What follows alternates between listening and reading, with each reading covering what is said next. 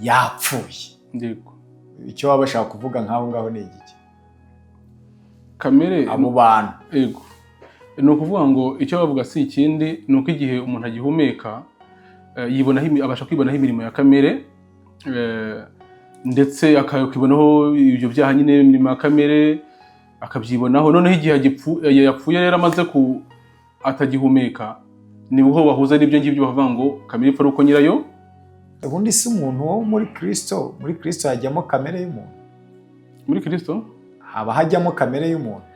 Hari ikintu Pawulo yavuze, wenda twahasoma, dusomere Abaroma 7:21, nkuko tugasubiza ibitekerezo byacu ntabwo byarushaho kumvikana, ariko buri ijambo ry'Imana ryo rigira ibintu kuri.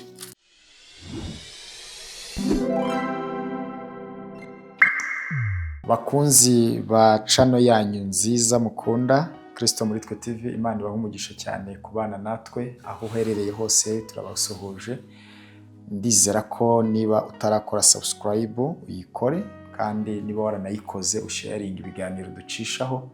Kuri kamera murabona ko turi kumwe n'umuntu w'Imana usanzwe n'undi atuganiriza ubutumwa bwiza, yigeze no kutuganiriza ubuhamya.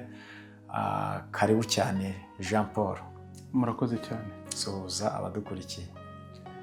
Ndabasuhuje, ubuntu n'amahoro nibane namwe, kandi abakurikira channel Kristo Yesu muri twe. Kristo muri twe ndumva ariko yitwa. Iryo zina ariko ryumva ute? Ni ryiza. Ni ryiza yaratwisangije. Araza atura muri twebwe. Ni uvuga ngo rihura n'ubutumwa bwiza. Ni ryiza cyane. Ubwo ndabasuhuje abakunzi b'ibiganiro bica kuri iyi channel. Murakoze. Yes, Imana igumugisha Jean Paul, umaze iminsi utaboneka ariko no munsi twongeye kukubona. Imana ishimwe cyane. Reka twinjire mu kiganiro cyacu. Hari ikintu ushaka tuganira, ariko gifite ibibazo mu bantu cyangwa se giteje ibibazo mu bantu. Kamere y'umuntu. Turaganira kamere y'umuntu, ariko tuze no kuvugana n'uburyo kamere ipfa. Yego. Hari abapasiteri benshi nagiye numva bigisha gupfa kuri kamere, ariko n'ubundi ukabona abantu ntibapfuye. Hari n'imvugo ikunda gukoreshwa ivuga ngo kamere ipfa nyirayo yapfuye. Yego. Icyo waba bashaka kuvuga nkaho ngaho ni igiki? Kamere abo bantu. Yego.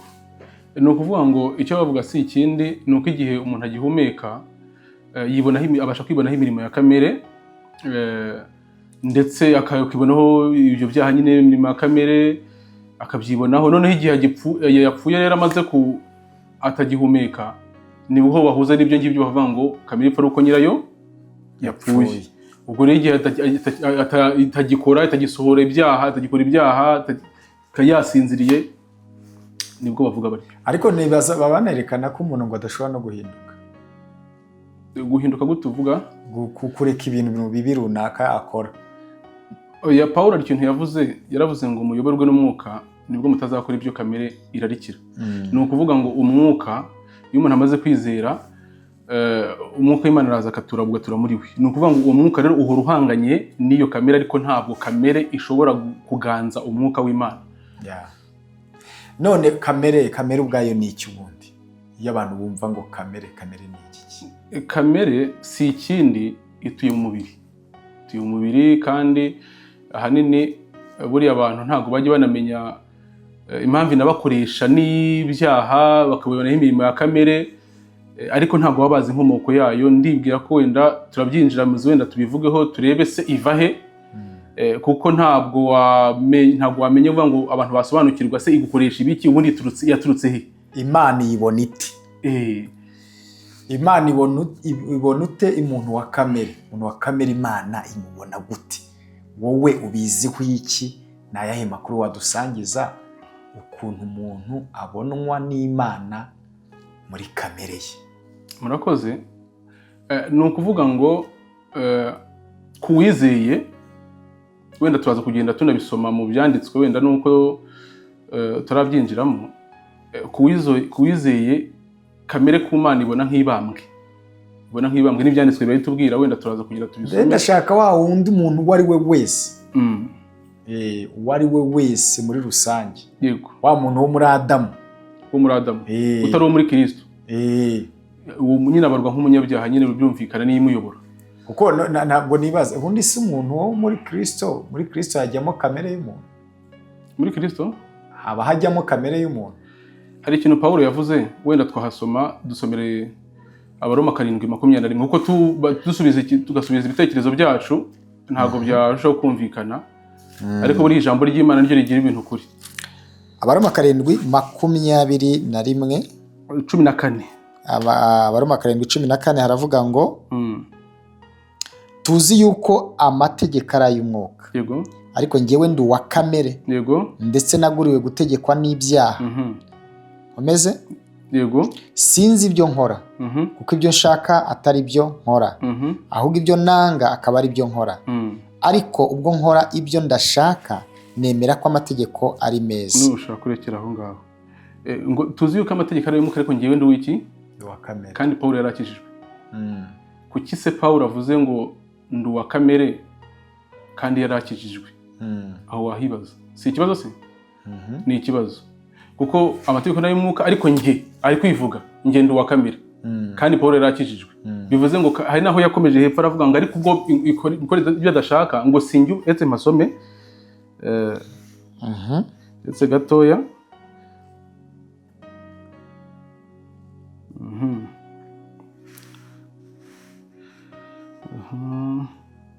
Umurongo wa 20. Komeza ntacyo. Ariko ubwo nkora ibyo nanga. Nuwo ngo ndetse sinjye nkibikora. Ngo tuzi yuko amategeko ari ay'umwuka ariko ngende uwa kamere ndetse naguriwe gutegekwa n'ibyaha. Sinzi ibyo nkora kuko ibyo nshaka atari byo nkora. Ahubwo ibyo nanga akaba ari byo nkora. Ariko ubwo nkora ibyo ndashaka nemera ko amategeko ari meza. Nuko rero noneho sinjye ukibikora ahubwo n'icyaha kimbamo muri ya kamere muri we mu mubiri. Ni ukuvuga ngo kimbamo we yikuyemo. Hano hagaragara ko umuntu w'umwuka harazamo bya bindi umuntu agizwe umubiri umwuka umubiri umwuka ubugingo n'umubiri. Noneho rero agaragaje ko atari we ukijya gute ukibikora. Kuki agaragaje ko atari we ukibikora kandi ari we wabikoze. Atwerekamo wa muntu w'imbere. Hari abanyarwanda bakunda kwivuga neza nk'uyu muntu yapfuye bakavuga ngo umuntu yavuye mu mubiri. Icyo ni Ikinyarwanda. Umuntu yavuye mu mubiri. Uwo muntu wavuyemo uwo muntu wagiye umuntu iriya ni pochette. Iyo kamere rero iba muri wa mubiri. Ni ukuvuga ngo rero igihe habazabaho wenda gucungwa kw'imigihe Kristo azabagarutse nibwo tuzateyambira tukambara ya mibiri n'iziriki izira kamere. None nabazaga ikibazo n'abadukurikiye bazumvaho. Kiravuga ngo ese kamere y'umuntu yego nayo ijya muri Kristo? Kamere y'umuntu ijya muri Kristo? Ku mukristo ntabwo Kristo ubwo niwe nabarizaga. Yego. Ku mukristo ni ukuvuga ngo reka dusome twifashe ijambo ry'Imana wenda. Twifashe ijambo ry'Imana kuko gukoresha ibitekerezo si byiza. N'ubundi naho ngaho uraguma aho ngaho. Turebe. Dusomere Abagalatiya 5:24. Abagalatiya 5:24. Kumve dusobanukirwe kuko turebe icyo kibazo gihari. Ese umuntu ukijijwe kamere ye ijyahe? Nayo ijyana nawe muri Kristo? Reka dusubire ijambo ry'Imana. Abagalatiya 4 umurongo kangahe? 24. 4:24 haravuga ngo ibyo birimo nibyo. Abagalatiya 5:24. 5:24 haravuga ngo aba Kristo Yesu babambanywe kamere n'iruba n'irari byayo. Ni ukuvuga ngo ku Mana birabambye. Tuyifata nk'ibambye. Reka twongere dusome undi murongo umwe noneho uzushimangira uwo nguwo. Twumve. Abaroma 8:3.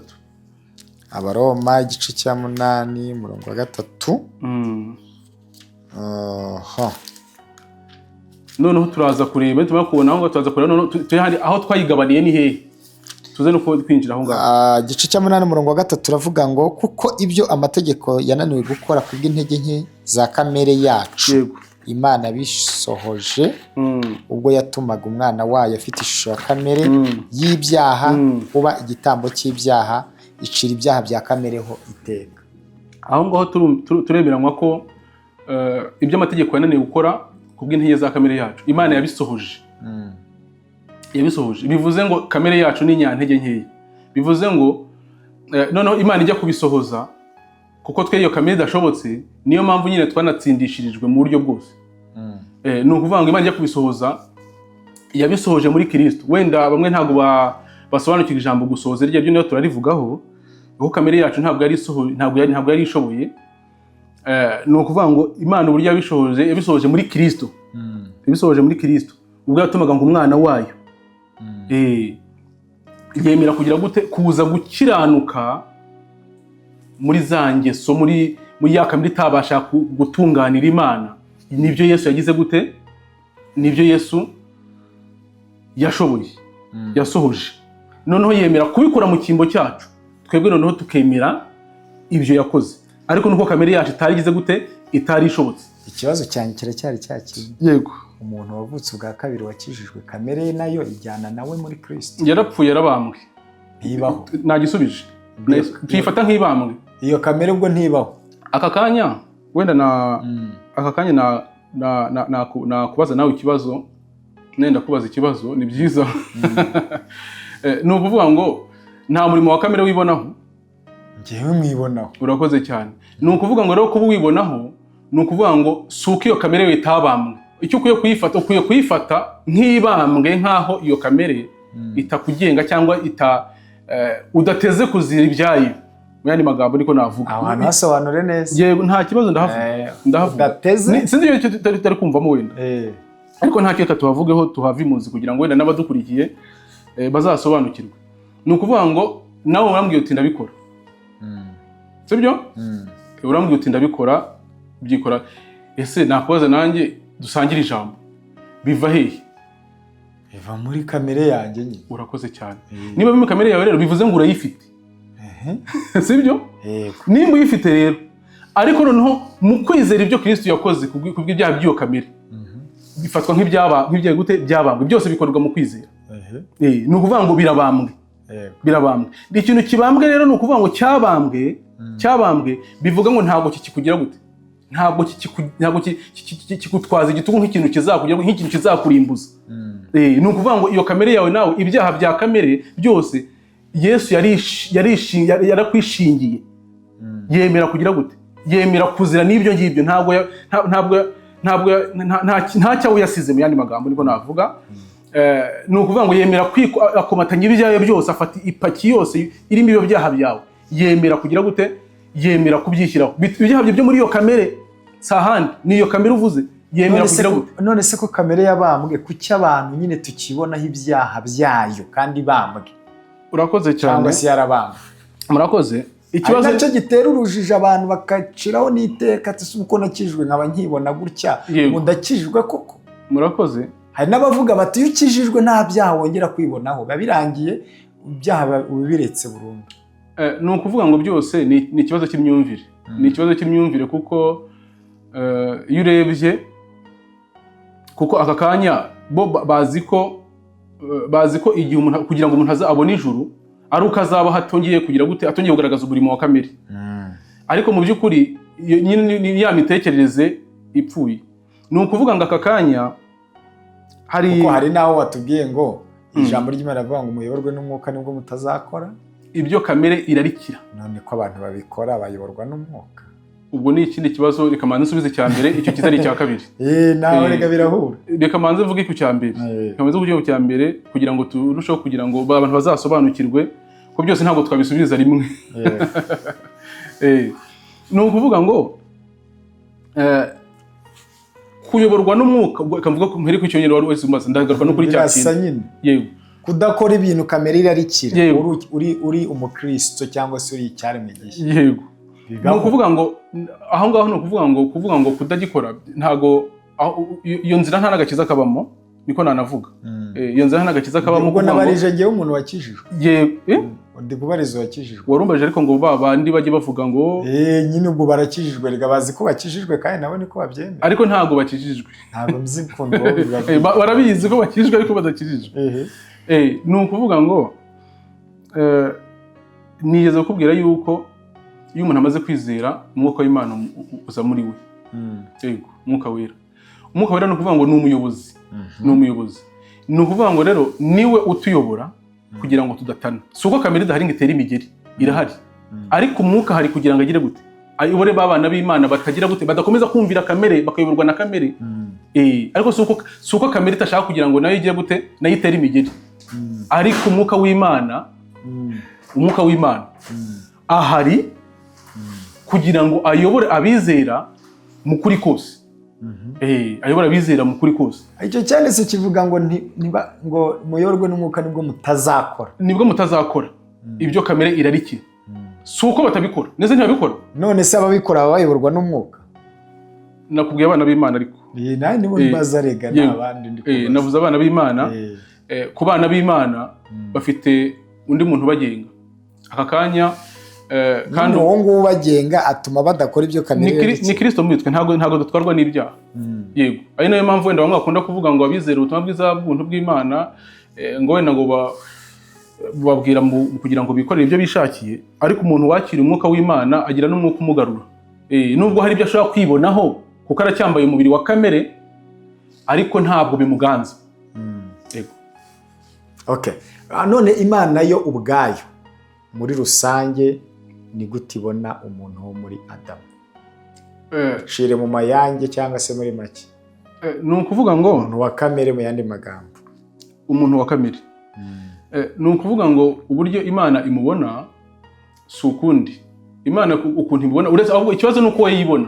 Si uko Imana imubona nabi, kuko Imana ni urukundo kandi Imana yatanze Yesu Kristo kugira ngo Yesu Kristo ahinduke incungu yacu. Ntabwo imubona nkaho imubona Yesu yamutangiye igitambo, iramukunda. Imana yakunze abari mu isi bose, ntabwo yarobanuye. Yakunze abari mu isi bose, itanga umwana wayo w'ikinege kugira ngo umwizera atagira gute, atarimbuka ahubwo ahabwe ubugingo buhoraho. Ni ukuvuga ngo uburyo imubona rero si ukundi, imubona nk'uyamutangiye impongano, ariko uwo muntu arasabwa kugira gute, kumva ubutumwa bwiza kugira ngo yizere cya gitambo. Imana ibivugaho iki ku muntu wo muri Adamu? Imuvugaho iki? Ku kijyanye n'icyo ubwo ngubwo. Uyu muntu ubwo njye navuze umuntu utizera. Yego. Imana imuvuga ite umuntu wa kamere? Ni ukuvuga ngo iki mushakaho nta kindi. Iki mushakaho si ikindi. Ubu ngubu icyo yamuvugaho si ikindi, irashaka kugira ngo yizere. Irashaka kugira ngo yizere, nta kindi. Impongano yaratanzwe, ntabwo iri kumufata nk'umuntu nk'atatangiwe, umuti waratanzwe. Uburyo imubona ubu ngubu rero ni ukuvuga ngo igitambo cya Yesu Kristo aho cyatangiwe, aho cyatangiwe, ni ukuvuga ngo ntabwo Imana imubona nk'aho adafite ikimurengera. Aragifite ariko arasabwa kugira gute, kwizera ubutumwa bwiza. Umuntu atizeye yabiki ijambo. Umuntu atizeye yabiki. Turasubiza ijambo ry'Imana. Ni ukuvuga ngo ijambo ry'Imana tubwira yuko uwizera ntacirwaho iteka, utizera amaze kuricirwaho. Sibyo? Ni ukuvuga ngo uwizera ntacirwaho, utizera amaze kuricirwaho. Imana yakunze abari mu isi, itanga umwana wayo w'ikinege kugira ngo umwizera atarimbuka ahubwo ahabwe ubugingo buhoraho. Yohana, kuko Imana itatumye umwana wayo mu isi gucira abari mu isi iteka bagize gute, bakizwe nawe. Ni ukuvuga ngo ntabwo dukizwa nawe kuko bimeze gutya, ni ukwizera. Yego, urizera ugaha. Tuvuga ngo ntabwo kwizera n'urufunguzo mu yandi magambo. Yego. Kwizera n'urufunguzo rukwinjiza. Ni urufunguzo ruguhesha umugabane wawe ku Mana, ukahinduka uwera, ugahinduka. Rega wenda hari ikintu ndavugaho, nshaka kuvugaho gatoya. Kwizera niko gutuma tubarwaho. Hariho nigeze kubwira wenda ntabwo nashaka kubivugaho ngubu, ariko twaganiye musomera umurongo wo mu Baroma. Umusomera umurongo wo mu Baroma nawe ugashaka kugira ngo ateshe agaciro kwizera. Ndababwira nti so umurongo wo mu Baroma igice cya 10 umurongo wa 4 na 3 gatatu wa 4, aho atwereka ko ariko nantoza no mu Filipi Paulo yarabivuze gatatu 3:9 ngo mboneke ko ndi muri we ntafite gukiranuka kwanjye kuva mu mategeko ngo ahubwo mfite ukuzanwa no kwizera Yesu Kristo ngo ariko gukiranuka kuva ku Mana guheshwa no kwizera. Bivuze ngo rero kwizera egare kubarwaho gukiranuka kw'Imana. Bitari ibyo ntabwo njya nemera bibenze ibyo ngibyo. Ni ukuvuga ngo urizera ukabarwaho gukiranuka kw'Imana. Ni nako kuri kw'ijambo ry'Imana. Ni ukuvuga ngo niyo usomye hano mu Baroma igice cya 10 no harabitwereka neza. Turebe igice cya 10 umurongo wa 9 ni watuza akanwa kawe. Igice cya 10 umurongo wa 4 ngo kuko Kristo ari w'amategeko asohoraho kandi ni uhesha uwizera wese gukiranuka. Ni uhesha uwizera wese gukiranuka. Bivuze ngo utizera ntabwo abarwaho gukiranuka. Kwizera rero ni ukuvuga ngo ni urufunguzo ruduhesha gukiranuka kw'Imana. Yapana kwa muntu. Kuko kwa muntu ko Yesaya akuvugaho yavuze ko ari ubushwambagara ndetse bwuzuye ibizinga. Jean Paul urakoze cyane. Murakoze namwe. Hanyuma hari ikibazo tigeze usubiza neza kuri nge. Yenda n'abandi bashaka kugiramo ikibazo. Yego. Ngene nimumbaza ngo umuntu utarakizwa. Kuko hari umuntu utizera Yesu. Yego. Utizera n'ubwo butumwa wigisha wowe. Hanyuma ariko akavuga ati ngewe nzitwara neza, nzagira imirimo myiza, zigengesera. Yego. Umuntu Imana imubona ite? Kandi akabikora mu izina ry'Imana, genzubaha Imana mu ubu buryo. Nkora imirimo myiza, nitwararike, nirinde ibyaha, singire uwo mpimukira. Sinjye no kumera nk'abarokore bamwe na bamwe bafite imico mibi. Ni ukuvuga ngo uwo muntu icyo namubwira ni uko niyo bamwongera imyaka afite bakayikuba 3 ntabwo ibyo bintu yazabigeraho ngo yumve yuko azigengesera hanyuma Imana ikamwemerera muri uko kwigengesera kwe akumva ko yatunganya ingeso ze. Ntabwo bizigera bishoboka kuko ubwabyo kamere iri muri we nawe ntabwo yamushobokera nawe kandi yisanga yabikoze abyibonaho. Kandi buriya uko kwigengesera y'abaguhari Kristo ntabwo yari kwirwaza. Imana ari kohereza intumwa n'abahanuzi bakaza kwigisha kwigengesera. Ariko impamvu bitashobotse niyo mpamvu Kristo nyine yaje. Imana yabonye ko nta wabishobora. Kuko abantu bahawe amategeko, bahabwa amategeko kugira ngo barebe ko bayubahiriza, ariko nabwo biranga.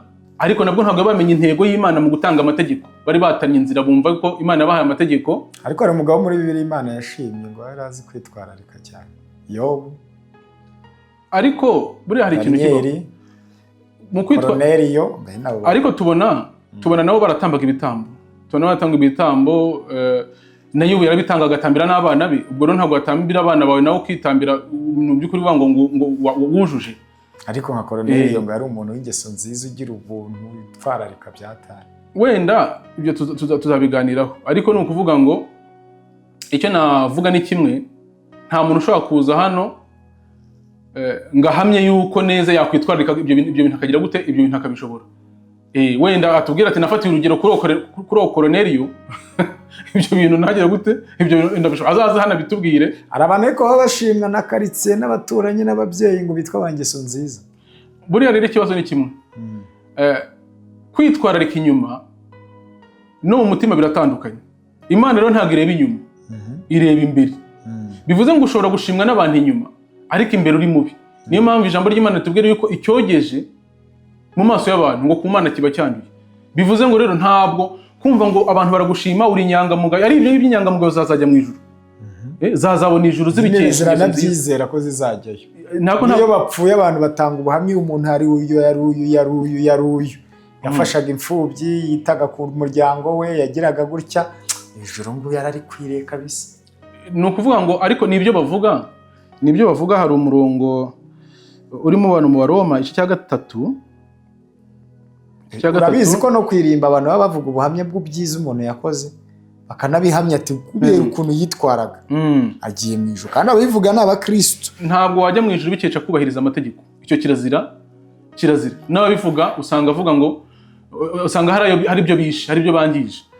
Kuko nk'iyo usomye hano n'akantu ushobora gukorera umuntu agahita akubwira ngo Imana izaguha ijuru kabisa.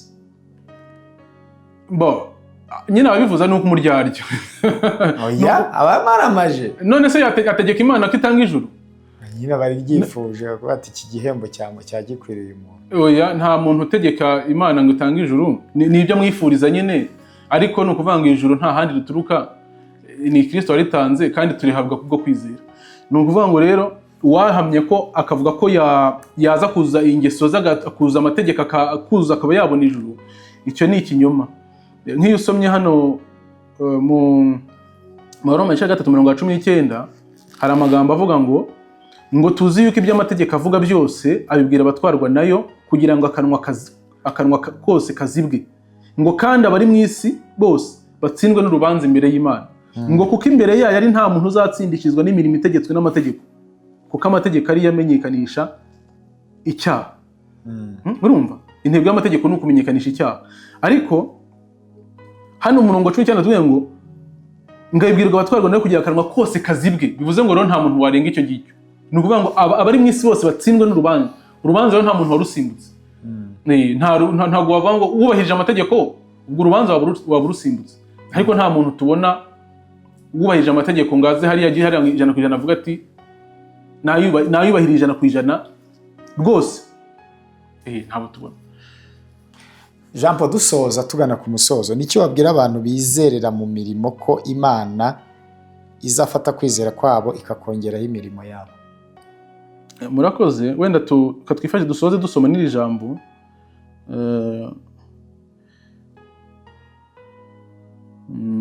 Abagalatiya dusomire igice cya 7:21. Abagalatiya igice cya 7 cya 2 umurongo wa 22. Yes, Abagalatiya igice cya 7 cya 2 umurongo wa 21 uravuga ngo simpindura ubusa ubuntu bw'Imana, kuko niba gukiranuka kuzanwa n'amategeko Kristo yaba yarapfiriye ubusa. Icyo nababwira n'ubundi si ikindi nicyo, ni ukuvuga ngo wizeye ko gukiranuka kwakuzanira kubahiriza amategeko akuzanira gukiranuka, ubwo ni ukuvuga ngo ubuhinyuye urupfu rwa Yesu. Icyo nakubwira rero ni uko wakwizera Yesu Kristo unkurikiye cyangwa uzakora iki kiganiro akabaroho gukiranuka atakoreye, agahinduka umwana w'Imana abikesha ibyo Yesu yakoze. Yes, ndagushimiye cyane wakoze kwitabira ubutumire bwacu. Nakoze namwe. N'abazagira ibibazo mu nyigisho uduhaye cyangwa se ubusobanuro duhaye kuri kamere y'umuntu bazabishyire muri comment, tuzongera tukubwire. Yego. Uzubisobanure. Ndahari. Kuko ubutumwa bwanyu ngo buteza confusion cyane. N'abatarabwumva. N'ababwumva ngo arababwumva bakumva n'ibibazo. Ubwo ntabwo barabwizera. Yes, Imana iguhe umugisha, nagushimiye cyane, ubuntu bw'Imana bukubeho, izina rya Yesu. Murakoze.